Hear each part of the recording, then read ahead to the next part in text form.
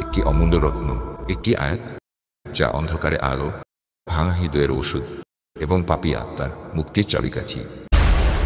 আল্লাহ আমাদের ডাকছেন প্রেমে, মমতায়, অপার ক্ষমায়। তিনি বলছেন, قل يا عبادي الذين أسرفوا على أنفسهم لا تقنطوا من رحمة الله إن الله يغفر الذنوب جميعا إنه هو الغفور الرحيم। অর্থাৎ বলুন, হে আমার বান্দারা যারা নিজেদের প্রতি সীমা লঙ্ঘন করেছে, তোমরা আল্লাহর রহমত থেকে নিরাশ হয় না। নিশ্চয়ই আল্লাহ সমস্ত গুনাহ ক্ষমা করেন, তিনি তো ক্ষমাশীল, পরম দয়ালু।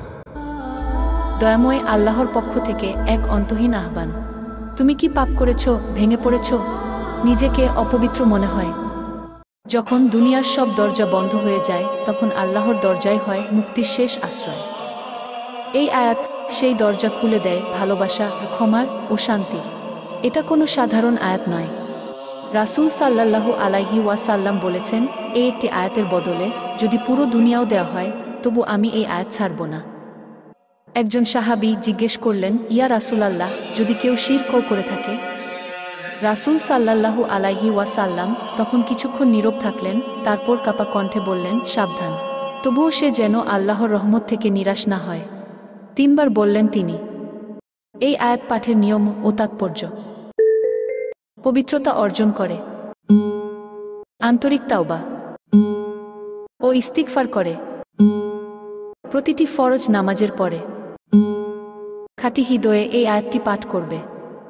এই আয়াত শুধু বাক্য নয়, এটি আল্লাহর পক্ষ থেকে নিঃশর্ত ভালোবাসার একটি চিঠি, একটি পাপী হৃদয়ের জন্য মুক্তির সেতুবন্ধ, একটি আশ্বাস, তুমি ফিরে এলে আমি আছি তোমার জন্য। প্রিয় ভাই ও বোনেরা আমার, এই আহ্বানকে অবহেলা করবেন না। কে জানে আর একবার তাওবা করার সুযোগ আদৌ আসবে কিনা। এই আয়াত মুখস্থ করবেন, হৃদয়ে ধারণ করবেন ও ছড়িয়ে দিবেন। যাদের হৃদয় আজও অন্ধকারে, তাদের কাছে পৌঁছে দেন এই আলো। হয়তো আপনার একটি শেয়ার হবে কারো জাহান্নাম থেকে বাঁচার মাধ্যম। আল্লাহ এখনো অপেক্ষা করছেন, আপনি কেবল ফিরে আসেন।